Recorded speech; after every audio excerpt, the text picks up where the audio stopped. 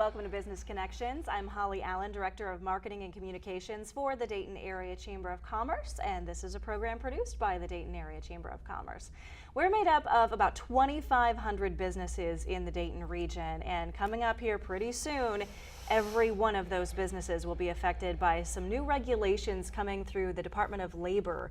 And that's what we're talking about today, that rule change. And joining me is Catherine Randall. She's president of HR Insiders, which is an HR firm in the Dayton area. You told me you just opened an office in Cincinnati, That's correct.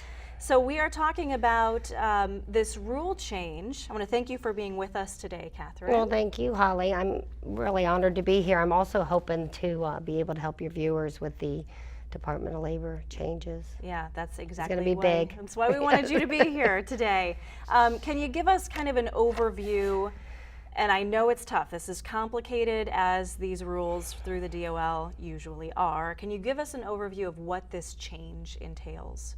Well, the biggest impact, of course, is going to be the salary threshold is almost doubling. So those that were exempt salaried employees making $23,660 are now not going to be eligible unless they're bumped up to $47,476 annually, which is, we used to call it the 455 rule, which for years, too long, obviously, why the change, has been what they had to make a week to be salaried. The first step was you have to make $455 a week. Well, that's going to almost double to $913 a week. So that's a big change. That's a huge change, and it's going to take a lot of implementation and adjustment to make sure that you get it done correctly. That also, you know, it's such a huge leap forward, but you got to understand that in the last generation, this is only the second adjustment that's been done. So whose fault is it? I don't know. I mean, I don't know where. I've heard blame going in all different directions, but bottom line, it's a lot easier to take baby steps than to take a giant leap forward, which is now what we're being forced to do come December 1st. So who does it affect? Is it purely based on salary, or are there some other? Well, there's always been two parts to what makes an exempt person. I mean, salary is the first factor pretty much. If you don't get to that, if you don't pass that test in most cases, then you might as well not go on. You're not going to be a salaried employee.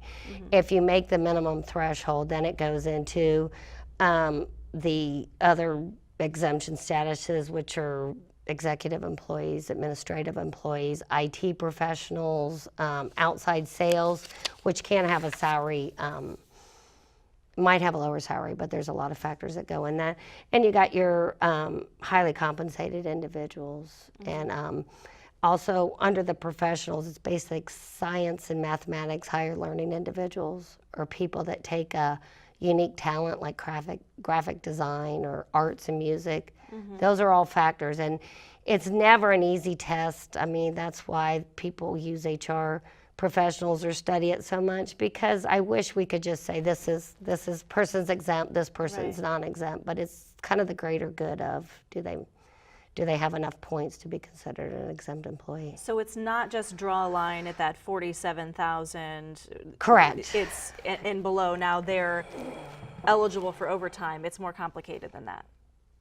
Absolutely. Yeah. Well, white collar workers is pretty much where the premise was set, and that's the non-blue collar, non-labor aspect individuals, and so they have to generally have some test. To be an executive, you have to run a department or a company.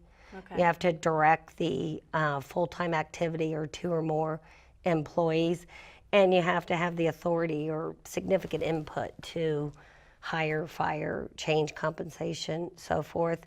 That, I believe, was probably the number one rule that's used for exemption. But you've also got administrative, which is more of a clerical-based blue collar or white collar position, that their duties take a lot of independent decision making and authority, and they have to directly be supporting the employer or the company's direct means of business or its customers. Okay. So that's another exemption. You've got the professionals, which I said were the learned professions, or the talented, like I call them, the talented people that I cannot do IT. It kind of got thrown in there afterwards. I think one, it was such a new field.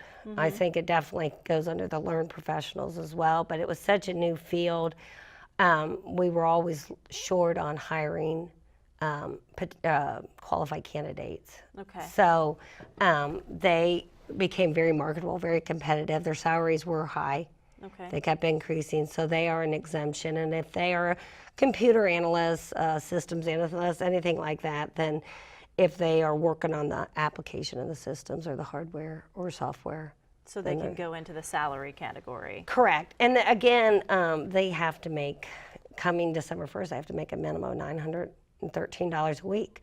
So I think IT is pretty covered on those other factors. There's a lot of industries with the white collar administrative where people make in the 30 and 40 thousands that are no longer going to be. It's going to be a huge, significant portion. Over a third, I think, of exempt employees will no longer qualify as exempt. Who is this going to? The industries. When I say who, I mean what industries will see the most employees affected by this Well, change? primarily any small business is going to. I see a lot of people affected. They tend to be heavily on salaried employee or exempt employees because people have a lot of independent responsibility and control and thought, which is one of the exemptions, but they don't always make as much as they do it larger. We've also got, I'm sorry, go ahead. No, I was just going to say, so if they have you're talking about those employees who are kind of autonomous in certain ways. So let's say that describes their job description, but yet they still make under that threshold of 47,000. Then they are no longer exempt. So then they will be eligible for overtime. Correct. Okay, so and we see the good in that. I mean, with it not being adjusted in so many years substantially to keep up with cost of living, should people be working 50, 60 or more hours a week for less than 23,660, I think it is, probably not. A lot of people are salaried, but do get overtime pay depending on their contract. But this just implements it very quick. It's going to hit really, really hard the retail industry, the restaurant industries, nonprofits,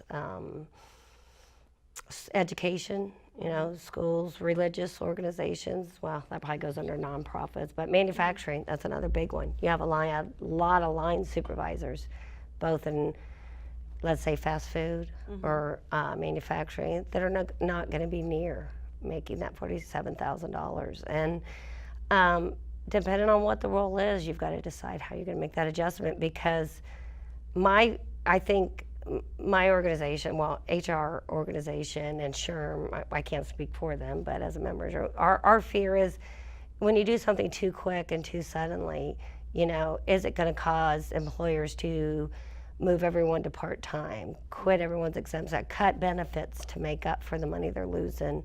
In that exemption status, we have a lot of clients, we have a lot of people in the area that exempt employees get paid vacation, get health insurance. If they're non-exempt, they will no longer be eligible for those benefits. So you could have employees who had those benefits previously. Correct. And then December 1st, if that's what the employer's choice is, they lose those benefits. Is that correct? Absolutely correct. Yeah. Well, I mean, there's not a lot of choice depending on how much they're making. You can't just reasonably expect employers to raise someone depending on, the overall profit and size of the business from $30,000 to over $47,000. So how are they going to do it? But if they're counting on benefits for their family, and when that employer paid them that, they probably looked at total compensation. Well, I went ahead and gave them 3 or 4 weeks of vacation to take time off with their family because they want a good work-life balance, or paid holidays, paid vacation, PTO time, whatever it is, very flexible. But that's no longer going to be a factor. So as our employers sit down, this is coming, which we said December 1st is when this goes into effect, which is coming up really quickly. What are the options for employers who are figuring out what to do with those employees who will go now to being eligible for overtime? Well, there's 2 prime options that people are thinking at, but I think they're forgetting a third option, which is one I've kind of been promoting if it fits. But the first option is obviously to raise all your salaried employees or your managers, shift leaders, supervisors, admin, sales, everything up to the threshold. So if they make the minimum threshold, you're covered, you're compliant. The second is to demote or reduce them to I shouldn't say reduce, change them over to non-exempt hourly employees. This can be beneficial for the employee. It's all in the communication. I say reduce because I just had a meeting earlier where somebody felt like they were getting demoted, punished. Right. That's why the communication is key. These people are every bit as valuable as they were before they left. We need them just as much, and we have to figure out how to work within the guidelines. I personally, under that first income, I use an example. If you've got employee working $45,000 a year, making $45,000 a year, working as an administrative professional, what's your options? I mean, the simplest one, if she works an average of 50 hours a week, is to bump her up to the $47,476. A $2,500 raise, and then you're covered. The other thing is you can divide her salary by her hours that she generally works, and she's going to be happy because she's going to make more than $16,000 extra that year. Wow. But employers got to think of that, just with adding that time and a half over 40 hours. So what we recommend is figuring out, it's a somewhat complicated formula, but figuring out what this individual makes $45,000 a year. So what does she make an hour that combined with the hourly rate for the first 40 hours and that flat rate at 1.5% for the additional 10 hours. Plus, it does get complicated. You work in the vacation pay, which is not overtime pay, but you want to get as close you can to a base salary. So even though they're hourly, they are still making the same salary every year. Even though they're hourly, they're going to be virtually compensated the same. Right, so you need to know how many hours over 40 hours a week your employees are working. And that's tough because a lot of it rides on, you're probably not tracking that now. Right, Nobody, because they were exempt, right? Well, exactly, and some places do track overtime, but I think the Department of Labor is going to be a lot tougher on these industries to make sure they're tracking them right. Avoiding them is going to be key. It's a great chance now. You need to audit. Make sure you've got people classified correctly now and in the future. And I think a lot of people are going to have to adjust to paying all compensable time. They may not, with salaried employees, looked at not just the on-duty work, but the maybe on-call work where you need them, even if they're sleeping, or the working from home.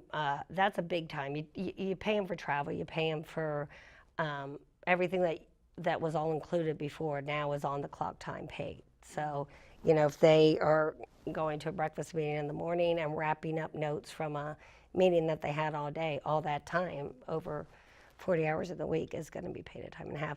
And the Department of Labor is going to want to see how you're tracking it. Right. So that's a big part. I think it's important to communicate right now.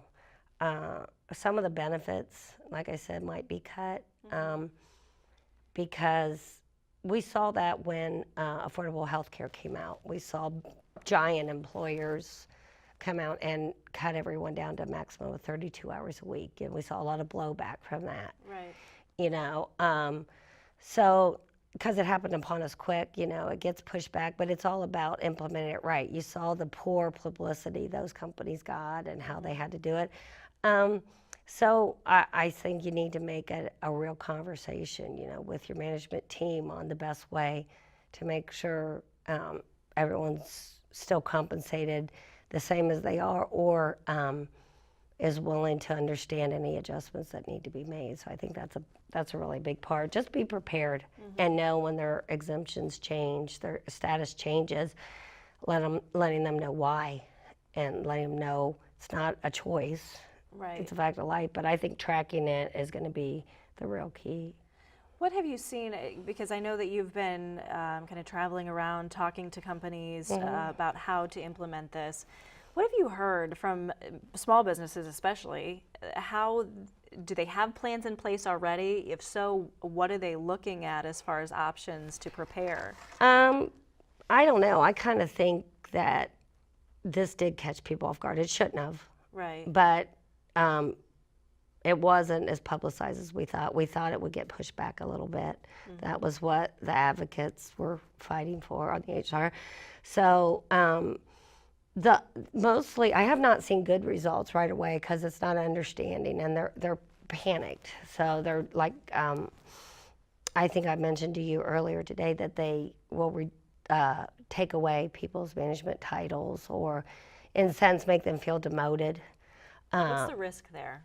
People will leave. People will not. The culture will suffer. Morale will suffer greatly. People will look to leave to other organizations, and it's just the way it was handled. If you're a quality manager in pretty high level at a factory, you don't tell them they now need to start standing in line with the people that report to them, clocking in and out. It's perception. It's just handling it. There's a lot of ways to attack it. Some people don't care. Some people are such team players, but don't just say you're not a manager anymore. It can lose the respect of those working with them. Right. Are you going to have a division and an admin and outside sales and IT professionals where some go to hourly and some don't? Well, then clearly people know others are making a different salary than they are. You're right. And that's causing a lot of issues. And you got to look at the greater good. The theory behind this is people shouldn't have to work 50, 60 hours a week was the theory for just over $23,000 a year. Okay. But so that was the idea. That was the premise behind it. And like many things, the premise is good. It's implementing it right and doing it in stages and getting it done. We've done a little bit at the Chamber because I think you're right that it has caught a lot of people off guard, unfortunately. Kind of came out of nowhere. It's coming up December 1st. So at the Chamber, we have done some work getting the word out. Focus Magazine, which is our quarterly piece, has had a couple of articles. Yeah. Thank you. How far ahead of time should businesses be planning? Should they be in the middle of it right now? Yes. Or? Hopefully they're already doing it. If not, now's their wake-up call. Get started. The very first thing you got to do is an internal audit. Okay. When my company does any kind of HR audit, one of the main things we consistently find are misclassified employees anyway. So they're not always there. Okay. A lot of people just don't fully comprehend all the steps that are involved, and I think sometimes our government likes things complicated, so that you have to feel like you're a brain surgeon to read it. But you've got, just because you call someone a manager or give them authority doesn't make them an exempt employee. Okay. So it's going through that, making sure job descriptions are very clear on not just like their duties. We talked briefly about their tested duties, what exemption they would fall under. This person may have been considered to have the executive exemption, but yet they did not. The company was small enough that the owner made all final decisions, so they didn't really control a budget or a department, or have authority over promotions or so forth, so they would not be considered exempt. So they have a lot of work ahead So of you them. look at that, and you look at who's going to qualify under the new non-exempt, and then you have to put a plan in place. They need to adjust the wages. So how are we going to do it? Are we going to use that formula I talked about earlier? Are we going to raise salary? Is that going to affect benefits? Right. There's just too many. We got to review overtime policies. Just because your policy says that people cannot work overtime, maybe without pre-approval, Right. that doesn't mean that if they do work overtime, you don't have to pay them. You still have to pay them. That's a whole nother issue if you want to discuss, them breaking a policy. But Wow. you still have to pay them. Review time tracking, analyze workflow. How can we make it more efficient? We don't want to see people getting laid off, but some companies are going to downsize. It's inevitable. So Unfortunate. it is, and you got to develop that communication plan now. Right. Get it on the board and get people. Everyone is resistant to change, which is why I think I have a company, because if we didn't, yes, and it's good, but if you get them to understand, you get their buy-in, you do right by your employees, they're Right. going to be behind you 100%. So that's going to take some time. Can you talk a little bit? You mentioned that you were hoping that there would be a chance to kind of draw this out a little bit versus it just coming up on December 1st. I know there was a bill introduced in late July to try to give employers a little more time to prepare for this. Do you know where that bill stands? Well, I believe you were talking about the Workplace Advancement and Opportunities Act.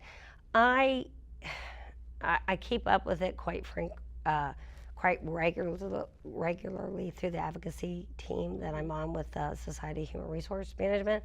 I do know it kind of, last I heard it was dead in the water. Okay. But I haven't seen, I even searched before meeting with you to see if I could find some updated. I really haven't heard anything.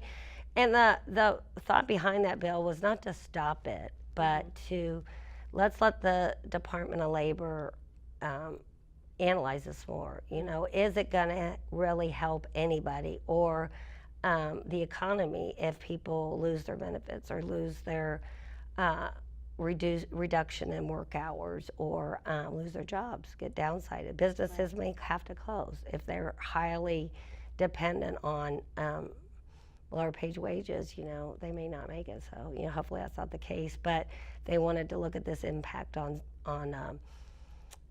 nonprofit organizations and local governments and all those other ones that I already mentioned as far as retail and restaurant. That's why it's important to be prepared. Well, yeah, and you never know. I mean, the hope is we'll kick the can just like we do with affordable health care. We always get one more year. We've seen a lot of kicking of yes, that can, yeah. So, you know, I want to go just a little bit farther. Well, can you tell me, Catherine, if now it's obviously important if you're not getting a grasp on this to call someone like yourself who can help you kind of walk through it. But if you're found to be not in compliance with this new rule after December 1st, do you know what might happen to a business owner? Well, yeah, unfortunately. I mean, we all know we don't want auditors, Department of Labor auditors, knocking at my door. Right. OSHA, any auditor. What I usually tell people is auditors are like vampires. They can only hurt you if you invite them in, but they will have to get in eventually. So you best to be prepared. And yeah, I mean, there can be lawsuits. There can be criminal charges. Wow. So yeah, private lawsuits or worse yet would be class actions. You'll see employers. I've heard of employers already refusing, saying if you still want to work here, you know, we're going to pay you, but you can't work overtime, yet you're still required to do these other duties that may not fall within that 40 hours. There's not many employers like that, I would suspect. But if that happens, and you know, people should not feel like they're not that they're getting forced out, so they may band together, and lawsuits will happen. Unfortunately, that's a charge. And criminal charges can happen if it's seen to be repeated or willful. If they know they're doing wrong, they haven't fixed it, then there can be up to 6 months in jail. And there could be, for the executives, there could be $10,000 per incident and fines, depending on how many people work in your retail store, work on your factory floor, work in that executive exemption status. That can be detrimental. Civil fines, there can be civil lawsuits, depending off of that. And so I think just doing it up front and knowing what you're looking at, and you talked about getting someone in there, whether it's your accountant or another business owner or someone that you really understands this. You need someone to go through there, because they do have, I think that the courts take a lot of, or the Department of Labor take a lot of respect out of taking preemptive action. You know, I wasn't sure we were doing it right, so we got somebody in here to go through it. We've started revising our job descriptions. We're making the changes. To show you're trying to do the right thing and get it taken care of. Absolutely. I mean, when you asked me earlier if that meant that business leaders could wait, and I said absolutely not. The sooner you start, the sooner you get the word out there, the sooner you start, the less likely you're going to have probably criminal charges, you know, because you're going to know it's not, if you're actively making changes, because you're going to know it's not intentional, it's not malicious in intent. You need to educate management. Management is the one out there spreading the word, and if they're misrepresenting what it is. Where's the budget going to come for implementing this? I did not bring the figures with me today, but they shocked me nationwide on the cost of evaluating the change, communicating the change, and training management and so forth on these changes. So it's a huge deal. Tracking systems need to be established now because you want to get people used to it. You want to get not just that, maybe you don't know how many hours they're working. Well, you're right. Yeah, you talked about auditing. Yeah. Making sure you So how are you going to track the remote employees? I mentioned earlier about people working overtime, even though you may have a policy that says they cannot. But especially if they're salaried or exempt, in the past, they're used to keep up. They check their emails at home. They take phone calls after hours. And a lot of them, there's so many fabulous employees out there that care about their company that, you know, I've heard them say, well, don't pay me. Well, that's not our choice, you know. Or I did that because I care about my customer, you know. We have a lot of, unfortunately, HR issues or accidents or whatever don't come up 9 to 5. So that's part of the deal is, you know, if something happens on third shift. And they need someone to talk to. I think when we started and we said this was complicated, that was the tip of the iceberg. We could talk about this for hours. Yeah, you're right. I want to thank you, Catherine, for being with us, answering our questions today. I know that there is a lot to look into as business leaders prepare for this change. If you are struggling with this, you want to talk to an HR professional, you can go to daytonchamber.org.